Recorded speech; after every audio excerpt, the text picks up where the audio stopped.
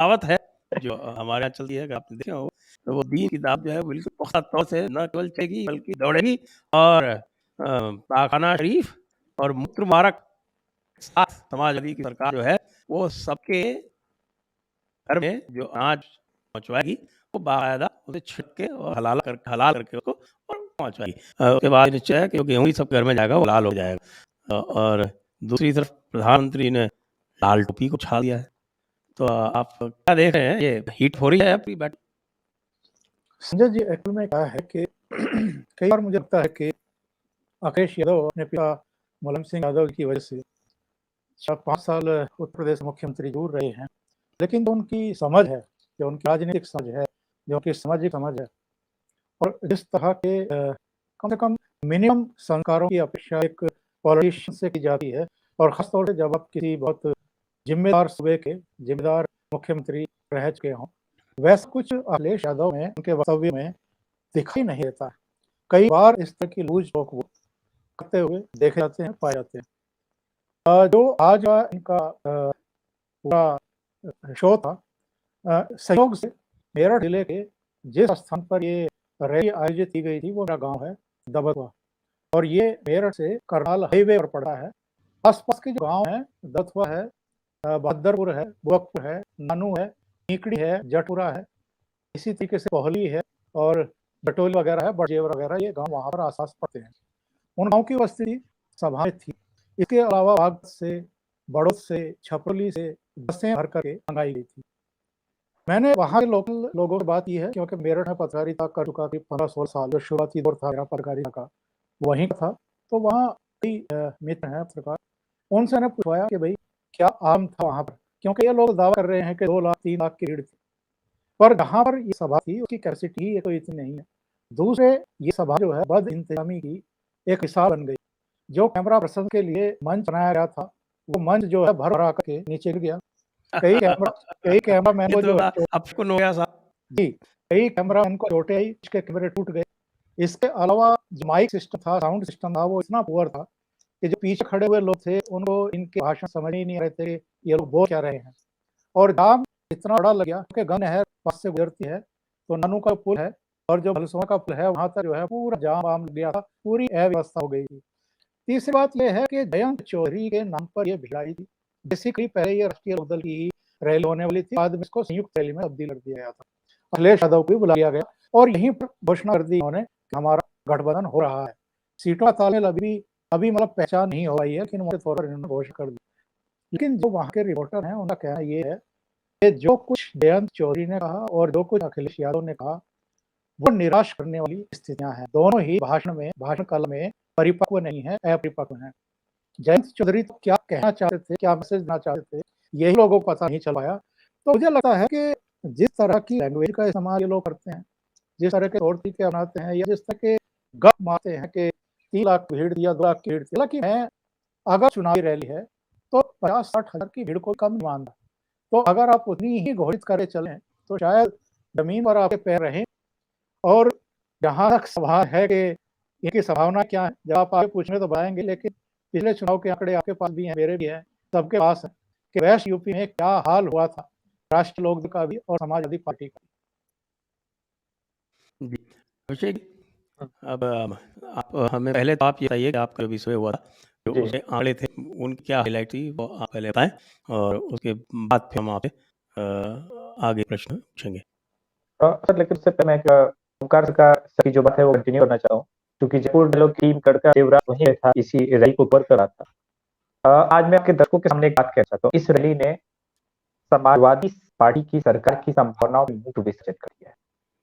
इस क्या रैली किया? में मूत्र विसर्जन कर दिया है। अभी पेशाब चला रहे हैं, मूत्र विसर्जन करा रहे हैं। मैं इसलिए कहा सर, क्योंकि पहली बार उस रैली में मुसलमान ज्यादा नहीं आए, ये कंफर्म है। दूसरी बात, 50-60 हजार की भीड़ थी, वो कौन थे?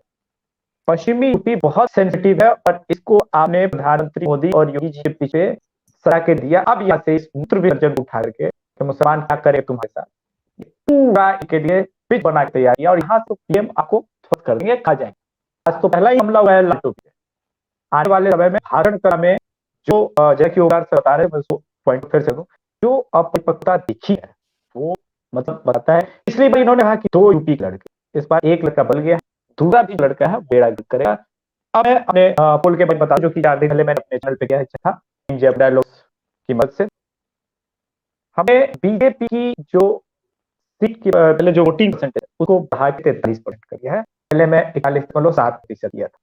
उसका कारण जिस प्रकार से पश्चिमी यूपी में एक बार फिर से माहौल बना है और बीजेपी की तरफ से वो फोटो प्रधानमंत्री और पहली बार ऐसा हुआ है कि मोदी जी की इमेज बिल्ड हुई है योगी जी की तस्वीर की वजह से। ये आप मान लीजिए सर, खास करके पश्चिमी यूपी में बता रहा हूँ। हमारे पास हमने खास करके गुर्जर समुदाय के वोट से भी पूछा था कि एक मोती विवाद हुआ क्या अपराध 100% लोगों ने, लगभग 95% लोगों ने ये कहा है कि थोड़ा बहुत राजनीति, लेकिन योगी जी से कोई नाराज नहीं है, किसी भी कीमत पर योगी लाना है। ऑलरेडी पश्चिमी यूपी पोलराइज हो चुका है। अब ये समझिए कि जब पहली एक योगी की रैली हुई थी, उस भीड़ की तुलना की और इस भीड़ की तुलना की, योगी जी रैली में लगभग 1 लाख के आसपास की भीड़ थी और इसमें भी अच्छी खासी भीड़ थी, लगभग 60,000 के आसपास की भीड़, अच्छी खासी भीड़ थी। तो ये तुलनात्मक है जिसे आप लोग नजरअंदाज कर सके। अब मैंने सीटें भी बीजेपी की बढ़ाई, 43% वोट शेयर दिया, उस लेवल बीजेपी इस वक्त मैं 280 दे रहा हूँ, अपवर्ड स्ट्रेट है अभी। वो कहाँ जाके रुका उसकी संभावना में ओपिनियन पोल बोली अभिव्यक्त नहीं की जाती कि एक बार अब अगर ओपिनियन पोल तभी, लेकिन जब अनाउंसमेंट हो जाए कि कौन कौन सी सीटों पे कौन कौन से उम्मीदवार होता है, क्योंकि ये लोकल फैक्टर भी काम करेगा। कुछ नाराजगी होती है, कुछ ये होता है, फिर उसको कैसे बीजेपी आलामान है कि बहुत बेहतर है, वो अपने लोगों को समझाने का कामयाब हो जाए। पर वो क्या समाजवादी पार्टी के लोग जो जयंत चौधरी के सीटों पे जब जयंत चौधरी लड़े, वो कैसे टैकल करते हैं, उनकी नाराजगी वो देखने लायक। मैंने इसके अलावा समाजवादी पार्टी का वो परसेंट सर 28% से हटा के 26% कर दिया है और वैसे को बढ़ा के मैंने लगभग 8% वोट शेयर किया है। एक जबरदस्त मूव दिख रहा है। 8% बहुत भारी परसेंटेज भाई, कांग्रेस से ज्यादा जाएगा। सर आप यकीन नहीं कीजिएगा, मैंने भी बार बार अपने लोगों से पूछा, टीम से पूछा, तो क्या बोल रहे हो यार, 8% समझते हो क्या असंभव है? उन्होंने कहा कि भैया हमारे पास जो अभी रिपोर्ट है, एकदम से आप बिलीव कीजिएगा, अनेक जैसी जगह पे भी एकदम, मतलब वहां पे ध्यान है कि कौन होना चाहिए था समाजवादी पार्टी, लेकिन वहां के युवाओं एक अलग बेच नहीं कि इनसे कुछ होना जाना है नहीं। तो ये चीजें हैं, लेकिन मैंने फिर भी उसको कंपनसेट किया, लगभग 6% किया। वो 6% किसे वोट सर? अगर ओवैसी को वोट मिल रहा है तो वो किसके वोट? यूथ बीजेपी का वोट नहीं है सर। एक तो पहले ही देवबंद, शिया, अशराफ, पश्मदा में मुसलमान यूपी बटे हुए हैं, उसमें से मुस्लिम यूथ जो है वो खींचे जा रहे हैं ओवैसी की तरफ। 8% ये तो बहुत अच्छी बात है कि अभी भी समाजवादी पार्टी 26% मेरे हिसाब से वोटर पे अटकी है। टेक्निकली उनको 22% होना चाहिए, ये मैं दरिया लिए, मैं 26% अभी पी रहा हूँ। अब मुकाबला है सर, आप दर्शक समझदार है, 26% vote share versus 43% vote share. ये कहाँ जाके देगा, ये कहाँ सारे रिकॉर्ड होंगे। इसीलिए सीट का आगे मैंने कहा है कि ट्रेंड्स अपवर्ड है, मेरी तरफ से मान लीजिए मिनिमम है, मैक्सिमम कहाँ के जाए मैं अभी आकलन नहीं करता, कोई आकलन नहीं करता, होता है 350 भी चल जाए। आप हमें मुसलमानों का मत विभाजन बताएंगे किस प्रकार से हो रहा है? हाँ, ये पहले मैं सर आपके दर्शकों से रिक्वेस्ट करूँ, वो मैं ओपिनियन जाके थे जहाँ पे मैंने एबीपी का इस प्रकार से एक्सपोज किया है। सी बोर्ड के एडिटर है सुखाली, जो कि इंटेंशनली इस पोल को बाइपोलर बनाना चाहते हैं। और कंफ्यूजन देख सर, आपने इतने सारे चुनाव करवाए होंगे, देखे होंगे लाइफ में। एबीसी वोटर कह रहा है कि योगी जी को 43% लोग चाहते हैं कि दोबारा चीफ मिनिस्टर। अब मजाक सुनिए सर, वही एबीसी वोटर कहता है कि बीजेपी को 40% वोट है। अब एक तरफ अभिषेक चाहता है कि संजय जी मुख्यमंत्री बने, लेकिन वोट होगा 44%। ऐसा ही हुआ सर। इसीलिए मैंने कहा इंटेंशनली उनके जो एडिटर है खालिद, वो न केवल पूरे पोल को, पूरे यूपी को अपने अंडर इन्फ्लुएंस करना चाहते हैं, बाइपोलर टेस्ट में मुझे अभी भी बहुत ज्यादा पश्चिमा वोट मिले जो बीएसपी की तरफ बहुत इंक्लाइन है, उन्हें मायावती में अभी भी अपना जो है बलिहाथ दिखता है। मायावती की लखनऊ की रैली याद कीजिए, ये लोग पूरा खान मार्केट मीडिया हाउस जो है उस रैली को नजरअंदाज करना चाहता है। अखिलेश यादव की रैलियों में इतनी भीड़ थी, उससे कहीं ज्यादा भीड़ लखनऊ की रैली में मायावती रैली थी, पर क्या किसी ने ईमानदारी से कवर करने का प्रयास किया? क्योंकि वहां भी हमारे रिपोर्ट अदिति जी वहां थी, सिर्फ वो भीड़ बुलाई हुई भीड़ नहीं थी, उसमें उस भीड़ में आपको कोई ऐसा नहीं मिलेगा कि भाजपा का वोटर है या फिर कोई ऐसा वोटर जो दूसरी पार्टी का है। वो सारे के सारे बहन मायावती के साथ खड़े। हमारे सर्वे के अनुसार अभी भी मायावती को 18% मत है, और ये बहुत अच्छा मत है जो कि अखिलेश यादव को हिला सकता है। और अगर मैं हमारा पोल सही डायरेक्शन में जाए, यहाँ से 2-3% समाजवादी पार्टी और नीचे आई, इसीलिए मैं टर्म किया कि मूत्र विसर्जन हुआ आज रैली। तो जो मुसलमानों का जो धड़ा है उसमें आप शिया और सुन्नियों का अशराफ पसंदा ये वोट किस प्रकार से विभाजित होता दे रहा है? देखिए एक बड़ा चक है जो समाजवादी पार्टी को वोट मुसलमानों को देता है और देना चाह रहा है, क्योंकि ऐसा मीडिया कवर करे कि बाइपोलर। लेकिन अगर लगातार कवर रहे और ओम प्रकाश सर वो उत्तर प्रदेश हैं और उसे कहीं ज्यादा बेहतर न समझे, तो अटल बिहारी वाजपेयी के जाने से, और ये मोदी जी को हिटलर के कोई फर्क नहीं होता है, लेकिन भी लोगों के शिया मुसलमान जो है बीजेपी को वोट करते हैं, उन सब हम लोग जानते हैं। अब दूसरा फैक्टर इसी चैनल में बताता हूँ, और चैनल शायद कोई बताएगा नहीं, पूरा वो गाजियाबाद के एरिया है, जिस प्रकार से टीम यति नरसिंहा घेरी लगी, उसका इम्पैक्ट आपको देखने को मिल जाएगा। अब तो त्यागी बन चुके हैं रिजवान साहब, जितेंद्र नारायण सिंह त्यागी है, तो ये सारी चीजें जो है पूरे यूपी में काम करेंगे।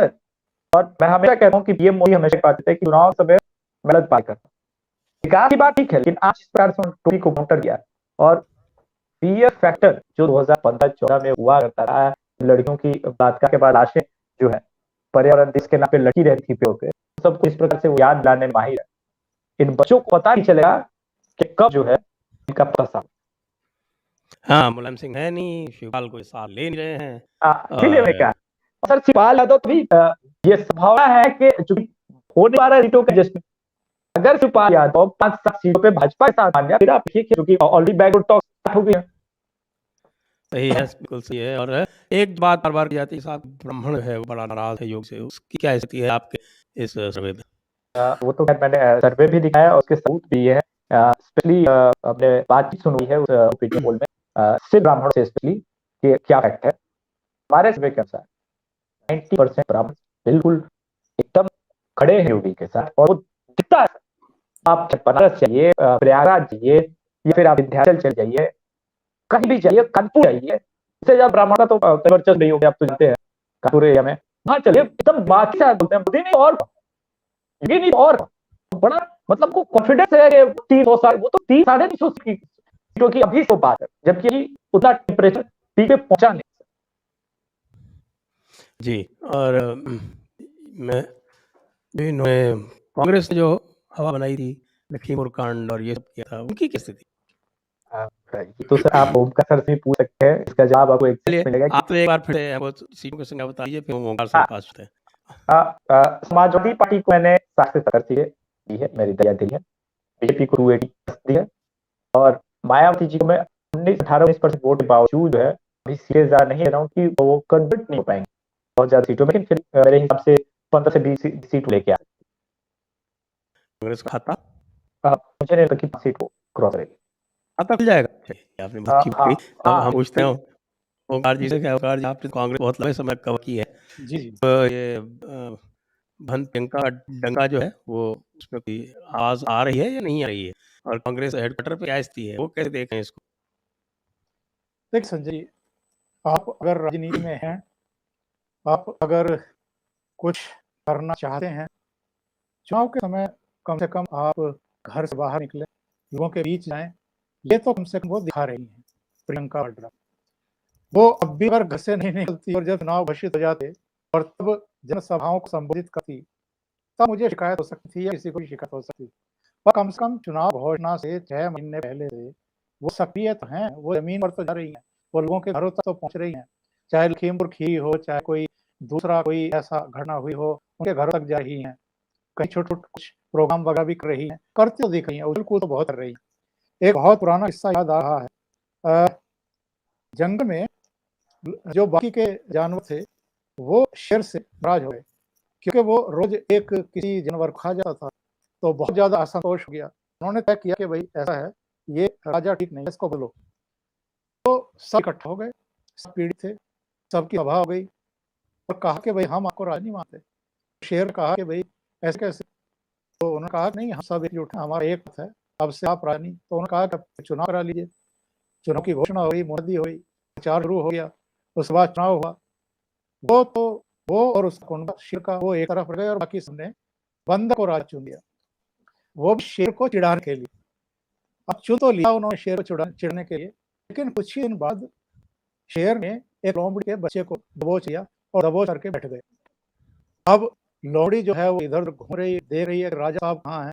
अब बंदर तो कहीं दूर दिखाई दिए, पेड़ पर बैठे हुए, वहां जाकर उन्होंने बाहर लाई कि देखो शेर ने मेरे बच्चे को कर लिया है, उसको चाव किस तरीके से। वो चल दिया उसके साथ, कुत्ता फंता वहां पहुंच गया, वहां भीड़ लगी हुई थी, सारे जानवर इकट्ठा थे। तो बंदर की हिम्मत शेर के पास जाने की थी नहीं। आस पड़ोस में जितने पेड़ थे ऊपर वो उछलता कूदता रहा, उसको हुड़की देता रहा ताकि उसको छोड़ दे, लेकिन उसने नहीं छोड़ा। तो लोमड़ी कहने लगा, आप कर क्या रहे हैं राजा साहब, इतनी उछल कूद कर रहे हैं, वो बच्चे को छेड़ नहीं रहा तो खा जाएगा। तो उसने कहा, भाई मेरी भाग दौड़ में, मेरी उछल कूद में कोई कमी हो तो बताओ। तो मैं तो मतलब जितनी उछल कूद कर सकता था, जितनी भाग दौड़ कर सकता था, कर रहा हूँ। तो अब प्रियंका आप जो है वाड्रा वो बंदरिया की बात करें तो आपके ऊपर जो है मानहानि का दावा लग जाएगा। प्रियंका वाड्रा का हाल यही है कि वो इस समय उछल कूद करती हुई दिखाई दे रही हैं, लेकिन सवाल है कि आपका बेस कहाँ है। कभी कांग्रेस का एक बेस हुआ करता था, मुस्लिम हुआ करते थे, ब्राह्मण हुआ करते थे, दलित हुआ करते थे, वो कहाँ है आपके पास?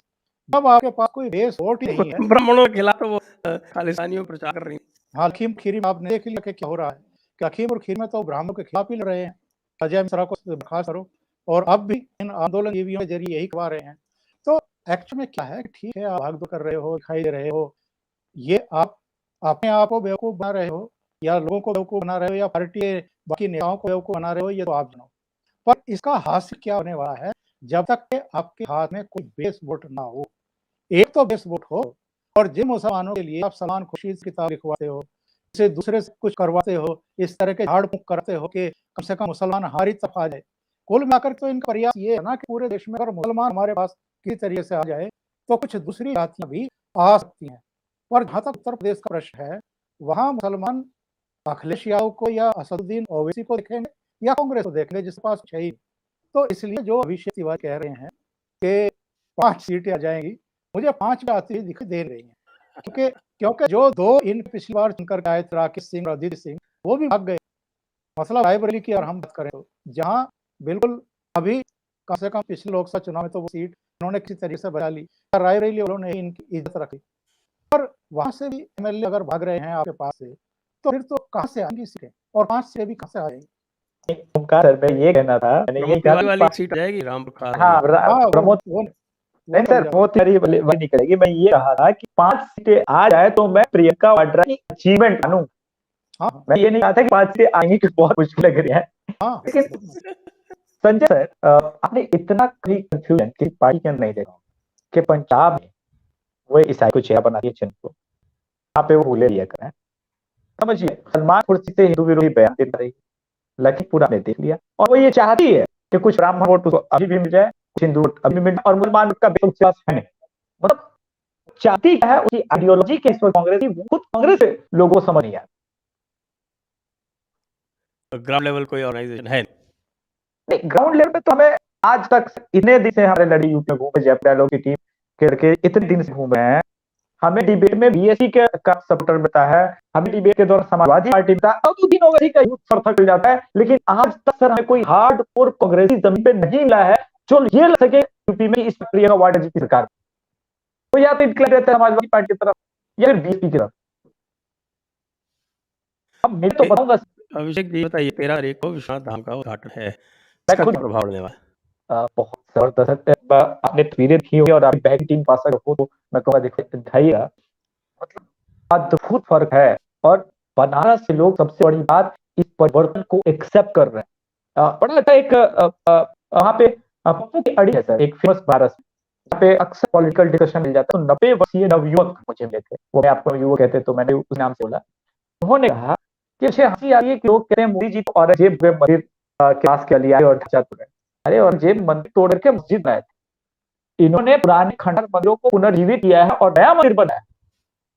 आप ये समझिए कि एक न एक दिन ढांचा तो खत्म होना, उससे बेहतर और भव्यता लानी चाहिए, वो काम हो रहा है, ये वाकई बहुत जबरदस्त है। और सर से 90 साल के उनकी, और वो बहुत आपको मिल जाएंगे, अगर कोई बनारस हो तो पुगिरी पे जाए, वो सुबह आप वहाँ पे मिलते हैं चाय पीते हुए, और बहुत फेमस जगह है वहाँ पे। वहाँ पे जो मुझे रिपोर्ट्स लेकर अद्भुत सर, मतलब मुझे तो लगता है कि इसका फर्क पूरे पूर्वांचल में आप देखते हैं।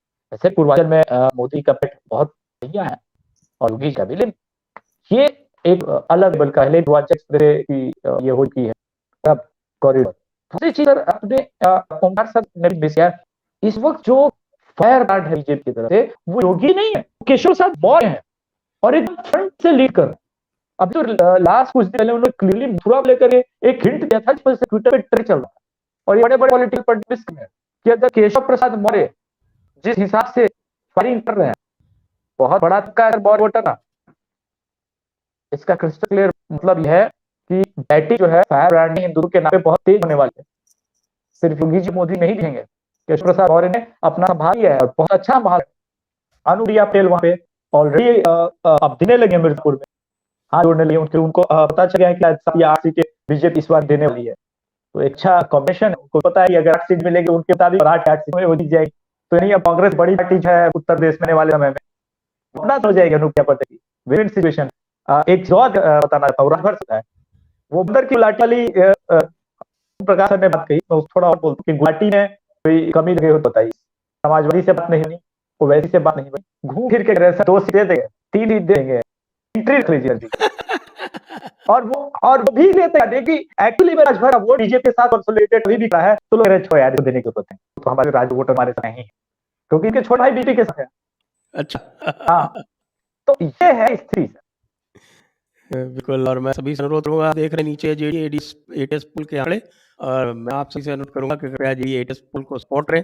उसको सपोर्ट करने के लिए आप अभिषेक तिवारी जी के चैनल पर जाकर थोड़ा सा कंट्रीब्यूशन करें, क्योंकि हमारी टीम जो है वो घूम रही है गाँव-गाँव, तो उसके लिए भी कुछ हमें सहयोग की आवश्यकता है। आप सभी अनुरोध है कि कृपया इतना उपकार अवश्य करें। और अब मैं वापस चलता हूँ ओंकार जी के पास।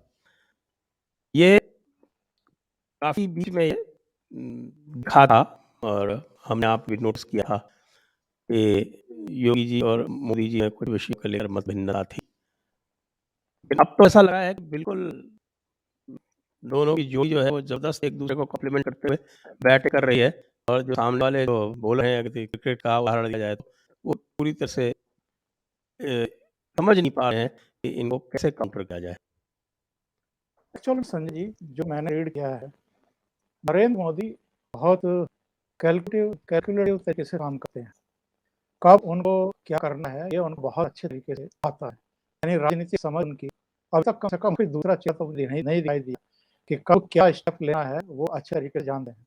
जब से राजभवन की तस्वीर सामने आई है, कंधे पर हाथ वाली, उसके बाद से तो थोड़ी सी झुंझलाहट, थोड़ी सी उंठा उस दिन कुछ पॉलिटिशियन की सामने आई थी। अखिलेश यादव ने कुछ कहा था, कुछ दूसरे लोगों ने कहा था। लेकिन मैं एक बात बताता हूँ आपको, जब से नरेंद्र मोदी सेंट्रल की राजनीति में आए हैं, उससे हम लोग लगातार नोटिस कर रहे हैं कि जब जब किसी राज्य में चुनाव आ रहे होते हैं, वो चुनाव की घोषणा से 5 महीने, 6 महीने, 7 महीने पहले से कुछ परियोजनाएं वहां कंप्लीट हो रही होती हैं। कुछ नई परियोजनाओं के लिए शिलान्यास के कार्यक्रम को रख देते हैं। अब उत्तर प्रदेश में भी देख लीजिए, उत्तर प्रदेश से पहले पश्चिम बंगाल में भी हमने देखा था, कुछ दूसरे राज्य जिनमें चुनाव हुए वहां भी हमने देखा है कि कुछ कुछ परियोजनाएं कंप्लीट हो गई, उनके उद्घाटन किए, उनको राष्ट्र समर्पित किया। यहाँ भी आप लगातार देख रहे हैं, चाहे अभी नोएडा जेवर वाला जो इंटरनेशनल एयरपोर्ट है उसका शिलान्यास करने वाली बात हो, उससे पहले भी कई परियोजनाएं उन्होंने राष्ट्र को समर्पित। पूर्वांचल एक्सप्रेस वे सबसे बड़ी तो वो हाँ, तो अब 15 दिन पहले उन्होंने समर्पित किया, और अब काशी विश्वनाथ जा रहे हैं, जो वाराणसी का काशी नगर का जो कायाकल्प वो कर रहे हैं। फर्टिलाइजर प्लांट भी बहुत पुरानी एक मांग थी पूर्वांचल की। और अभी 18 तारीख को गंगा एक्सप्रेस को शुरुआत करेंगे शाहजहांपुर से। तो एक मैसेज सीधे सीधे वो पब्लिक में देना चाहते हैं। जो डबल इंजन की सरकार की बात करते हैं, तो उसको जमीन पर उतारते हुए भी दिखाई देते हैं।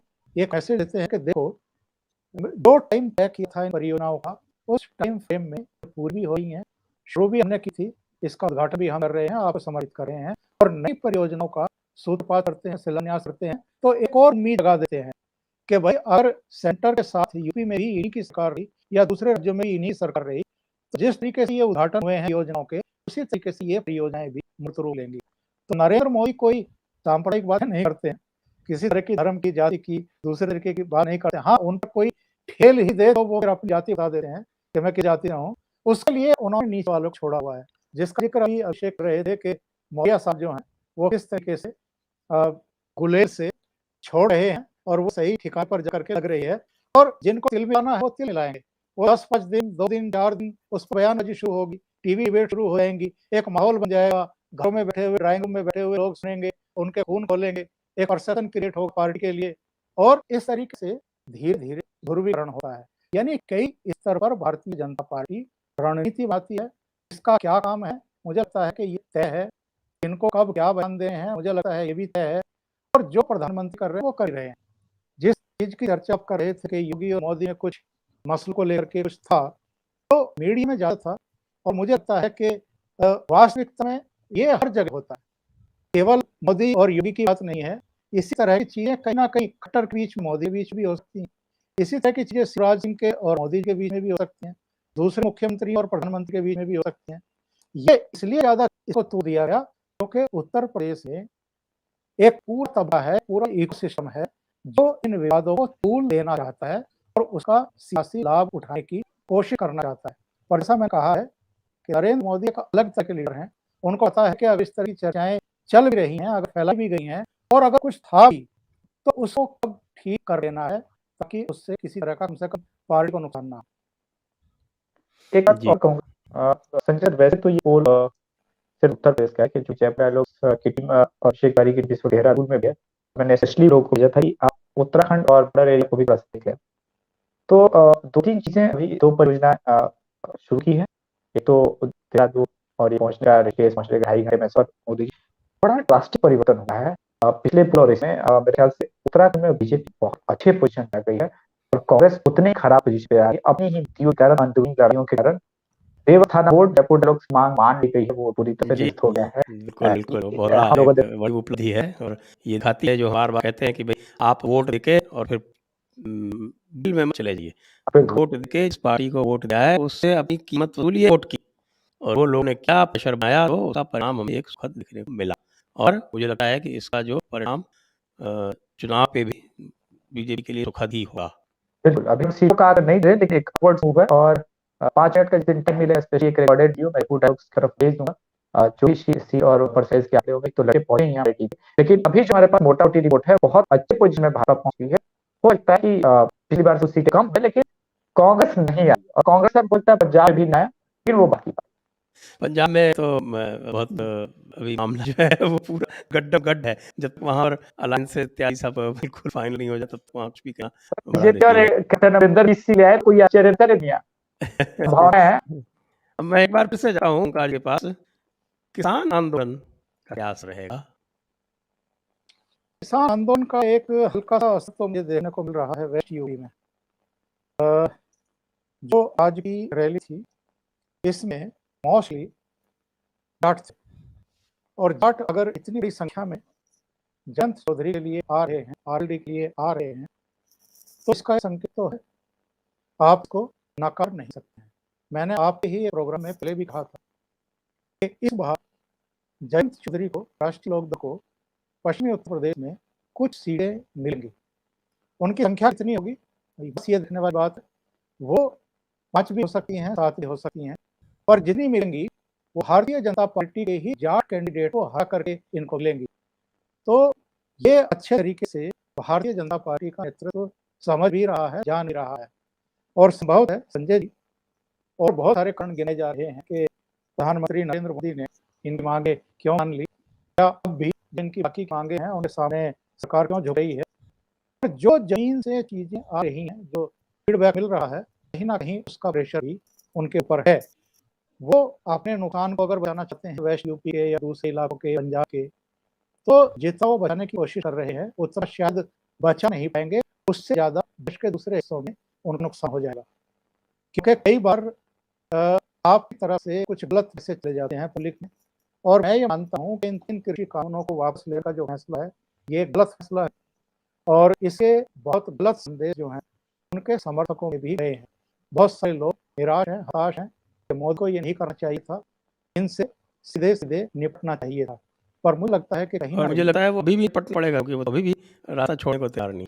बिल्कुल, तो मुझे लगता है कि वेस्ट यूपी में तो नुकसान दिखाई दे रहा है, भारतीय जनता पार्टी को कुछ सीटों पर नुकसान होगा। पंजाब का जैसा आपने आप कहा है, थोड़ा गठबंधन वगैरह बन जाए, कैप्टन अमरिंदर सिंह के साथ कांग्रेस से या दूसरे दलों से कितने लोग आएंगे, इनका संगठन नीचे स्तर तक कितना सरसब्ज होगा, प्रभावशाली होगा और इनके पास लड़ने वाले चेहरे होंगे या नहीं होंगे, ये देखना बड़ा दिलचस्प होगा। क्योंकि हम अच्छे तरीके से जानते हैं कि अकाली दल के साथ गठबंधन में रहते रहते भारतीय जनता पार्टी वहां पनप नहीं पाई कभी।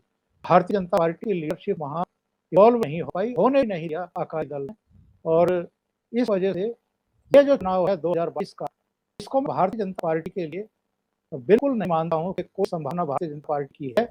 कैप्टन अमरिंदर सिंह, भारतीय जनता पार्टी, सुखदेव ढींडसा, ब्रह्मपुरा, ये सब मिल जाएंगे और उसके बाद देखा होगा कि मुद्दे क्या सामने रखेंगे।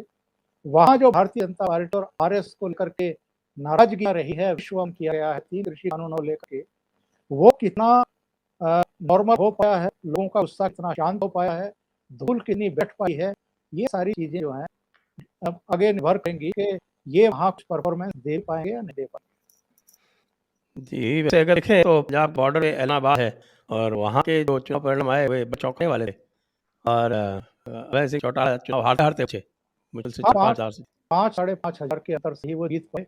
और पिछली बार जो आम चुनाव हुए थे विधानसभा के, उसमें जो उनकी लीड थी वो करीब 12-12.5 हज़ार की थी, जो घटकर के करीब आधी रही, यानी 5-5.5 हज़ार 6 हज़ार के आसपास सिमट गई।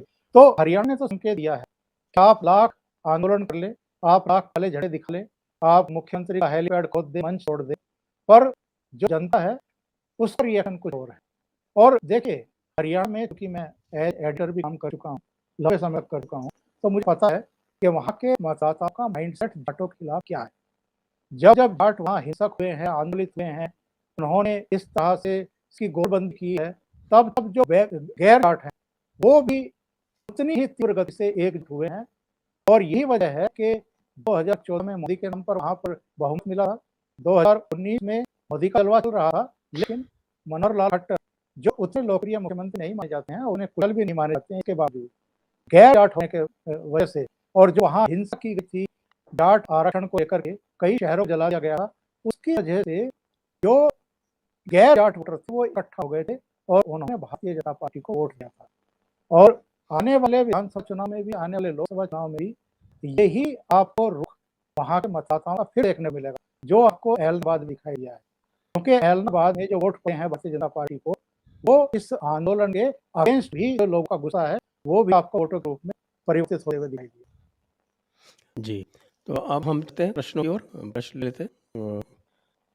प्रश्नों के साथ साथ और भी कोई विषय आएंगे तो उनको भी साथ लेंगे और मैं सभी अनुरोध करता हूँ कि आप कृपया इस वीडियो को शेयर करें, लाइक करें और डिस्क्रिप्शन में जाएँ, सब्सक्राइब करें और वहाँ से हमें फॉलो भी करें। Press the bell icon on YouTube and don't miss another update.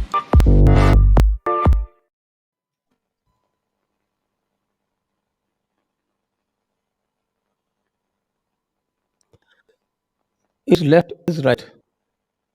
Sir ji आपने देखा क्या वसीम रजवी के साथ सुशांत कैसे बेदबी से पेश आ रहे थे एनबी चैनल पर, उनके सवाल घर वापसी में बादल डाल ले रहे थे। हाँ मैंने देखा था और मुझे बड़ा आश्चर्य हुआ कि ये व्यक्ति है जो लगातार एक तरह से जिसको कहते हैं कि अंधभक्ति दिखाता रहता है, वो वसीम रजवी को इतना जो, लेकिन वसीम रजवी ने अच्छा जवाब दिया और मैं होता जितेंद्र सिंह त्यागी, जितेंद्र सिंह जी, जितेंद्र नारायण त्यागी ने, और ये मैं होता तो मैं तो इसकी बैंड बजाता।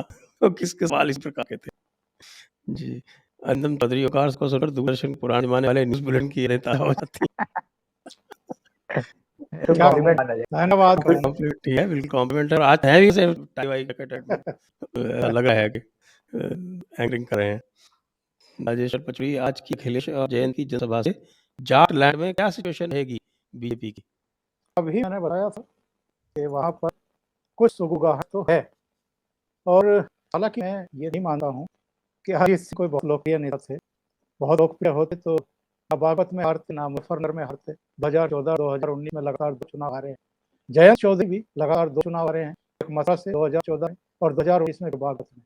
तो इतने लोकप्रिय नहीं, लेकिन क्योंकि उनका देहावसान हुआ है, कोरोना काल है, और जयंत चौधरी गठबंधन बना करके उतर रहे हैं, इस उम्मीद में उतर रहे हैं कि शायद जाट वोटर फिर से उनकी तरफ आएंगे और अखिलेश यादव की वजह से मुसलमान वोट भी उनको मिल जाएंगे। लेकिन 2013 की जो यादें हैं मुजफ्फरनगर में हुई थी, वो अभी भी लोगों के जहन में हैं। तो कुछ कुछ सीटों पर हो सकता है विन कॉम्बिनेशन बन जाए, कुछ कुछ सीटों पर, लेकिन अभी भी वेस्ट यूपी में ओवरऑल भारतीय जनता पार्टी ही चढ़ती कला पर है। सर बात जी, करना चाहता हूँ, हाँ बताएं। 2019 लोकसभा चुनाव में मायावती और अखिलेश यादव ही साथ आरएलडी साथ थी। हाँ, इसीलिए कह रहा हूँ साथ में जयंत चौधरी भी थे। इस बार मायावती नहीं है, लोग इस पॉइंट को मिस करें जो हमारे सर्वे ने मिस नहीं किया है। इसलिए पश्चिमी यूपी में जितनी आसान चीजें दिख रही है जयंत चौधरी के लिए, वो वास्तव में हाँ किसान आंदोलन एक फैक्टर है थोड़ा बहुत, अब लेकिन कांग्रेस का भी अप्रत्यक्ष हाँ मैं वही बोल रहा हूँ, और कांग्रेस का अब तक चलाया था लेकिन वो नहीं है। जितना दिख रहा है इसी वोट के दिन, क्योंकि मैंने बताया कि अगर योगी जी की सभा में 1,20,000 की भीड़ थी और सामने 60,000 की भीड़, तो वोट भी उसी रेशियो में पड़े नहीं। तो पश्चिमी यूपी में अभी तो बहुत मजा आने वाला है। आप भी कहें कि आपके सर्वे में वहाँ अपवर्ड ट्रेंड दिखाई पड़ रहा है? बिल्कुल बिल्कुल। जी, अगला प्रश्न। एकलव्य सिंह, सबका विकास के आगे सबका प्रयास जोड़ा गया है, क्या ऐसे एक छुपा हुआ संदेश कि अब उन्हीं का विश्वास जीतने का प्रयत्न करें जो प्रयास ही करेंगे? नो कभी कमेंट, कभी चुनाव नाथ डिप्लोमेटिक में रखा। भाई अभी यहाँ डिप्लोमेसी चल रही है एकलव्य जी, और उत्तर इसका जो है आपको हम अलग से पूछ के बताएंगे। नेक्स्ट।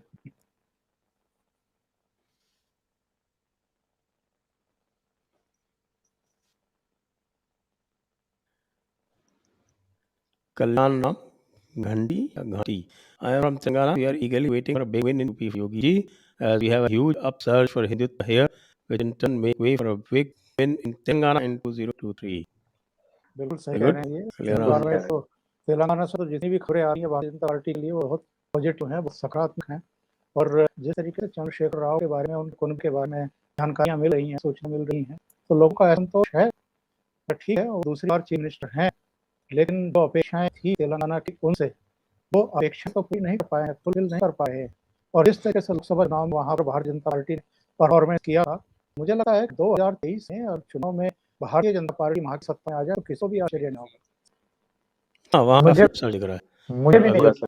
अभी जो चुनाव हुए थे विधानसभा के, जिसको प्रेस्टीज पॉइंट बना रखा था, और ईटा राजेंद्र यद्यपि टीआरएस से ही निकल के और दोबारा वहाँ पर चुनाव लड़ रहे थे, लेकिन जो विजय इस प्रकार की उनको मिली, उससे ऐसा लगता है कि क्योंकि ईटल राजेंद्र साहब जो फाउंडर था टीआरएस का, वो निकल के जाए, वो भी कोई घटना थी। और फिर टीआरएस के उनके पूरे प्रयास के बाद भी याद रहे कि लोकसभा में टीआरएस की पुत्री स्वयं चुनाव हार हारी रही थी कविता। बिल्कुल। बड़ा हमें मैक्स से हमारी अच्छा काल पड़ गया उससे, हम अभी देखते हैं। दंगल भी कह रहे हैं सर, लेट ओंकार जी रीड सिंस मेरठ। सर मेरे मोदी ने के जाट दोस्त ने कहा, यो शिकायत एक बेर मिल जाए तो की काल में घुस कर दो। अरे भाई मेरे पास भी बहुत जाड़ों के फोन आते रहते हैं, और कई तो कोई पुलिस इंस्पेक्टर रहा है, कोई किसी सर्विस से रिटायर हुआ है, कोई किसी से हुआ है, और मैं नाम नहीं बोलना चाहता। एक अंतरराष्ट्रीय लेवल की बहुत शानदार खिलाड़ी, उन पिताजी मेरे दोस्त हैं, उनसे अक्सर मेरी बात होती। एक दिन सुबह बातचीत हो रही थी, उनकी पत्नी घूमती घामती जो है वो उन पास गुजर रही थी, तो उन्होंने उनसे पूछा कि ओंकार जी बात हुई है, तो उन्होंने कहा कि हाँ। और उन्होंने उनके हाथ से फोन छीन लिया, और छीन कर उन्होंने मुझसे कहा कि जो मोटे भसरे वाला है इसका मुंह नहीं पीट सकते क्या? भाषा कहते हैं चिड़े को। तो यूपी की जो जाट लैंग्वेज है, जो मोटे मुंह वाला है इसका मुंह नहीं पीट सकते या तुम उसी जिले के पास के हो। इससे सारे जाट को जो है बदनाम कर रखा है, सारी दुनिया में जाटों के बारे में गलत परसेप्शन क्रिएट कर दिया। मतलब लोगों में इतना गुस्सा है, तो ऐसा नहीं है कि जाटों में गुस्सा नहीं है। और देखो जो गाजीपुर बॉर्डर में भीड़ रहती थी, वहां के आप कभी के भी किसी भी दिन के फोटो उठा के देख लो, फोटो उठा के देख लो, वहां आपको पंजाब के पगड़ीधारी किसान ज्यादा मिलेंगे पश्चिमी यूपी के जाट किसानों की अपेक्षा। दूसरी बात, अभी 5 सितंबर को जिन्होंने मुजफ्फरनगर में वो कथित महापंचायत की थी, उसमें भी मुजफ्फरनगर जिले के या वेस्ट यूपी के किसान की संख्या उतनी नहीं थी जितनी उन्होंने अपेक्षा की थी, बल्कि वो दूसरे राज्यों से ज्यादा भीड़ मंगाई गई थी वहां। तो जो इनकी अपनी वालियां खाब है, वहां के कई लोगों के फोन के पास आते रहते हैं, मैं नाम नहीं खोलना चाहता, बल्कि वहां से एक केंद्रीय मंत्री नजदीकी है, वो मेरे गांव आ गए थे जब उनको पता लगा कि गांव आया हुआ हूँ, और 2 घंटे बैठ करके और अंदर ही बहुत सारी बातें बता करके नरेश टिकैत के बारे में, राकेश टिकैत के बारे में, तो वो सारी चीजें क्योंकि बहुत विश्वसनीय आदमी है, सम्मानित आदमी है, उनका खुलासा करना चाहता, पर इनकी अपनी बलियान खाफ में भी इनकी मुखालफत है। तो ये बिल्कुल आप सही कह रहे हैं कि मोदीनगर के जाट हो या दूसरी गाँव के जाट हो, वो भी नाराज हैं इनके तौर तरीकों से। और जो विषय कह रहे हैं वो गलत थोड़ा कह रहे हैं। वेस्ट यूपी का मोस्टली जो मतदाता है, वो चाहे जाट है नॉन जाट है, वो योगी को मोदी को पसंद करता है, और वो आपको 2014 में दिखाई दिया, 2017 में दिखाई दिया, 2019 में दिखाई दिया, और 2022 में भी दिखाई दिया। जी next. Doctor sir Wasim Rizvi ji कब आ रहे हैं पॉडकास्ट पर? एक बार तो आ चुके हैं, आपके चल रहा है हमारे ऊपर, लेकिन त्यागी बनने के बाद नहीं आए हैं, निश्चित रूप से हमको संपर्क करके और शीघ्र उनको लाएंगे।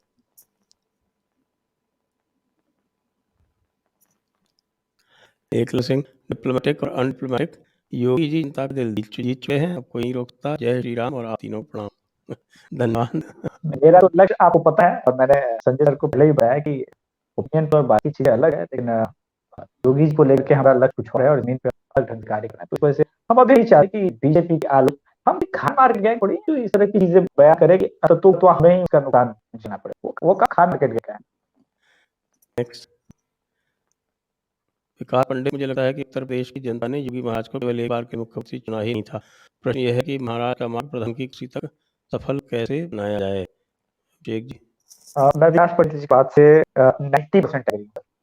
वो दिखता है जो मतलब योगी जी की वोटर जो है ना, वो अभी से ही लगा बीजेपी से नहीं है सर, उनका कोई दूर दूर तक नारा नहीं, लेकिन वो झड़ा लेके अलग से वो पान की दुकान पे मिल जाएगा, कहीं मिल जाएगा आपको, चाय की दुकान मिल जाएगा, वो योगी जी के लिए लग कि ये काम कर दिया, ये एक्सप्रेस बुंदेलखंड में पानी पहुंचा दिया, अब क्या चाहे हो बुंदेलखंड में किसने पानी पहुंचाया था क्या, वो खुद विकास के कोई रह गया जितना एमएल को शायद पता वहां 4 सीट पे योगी लगे।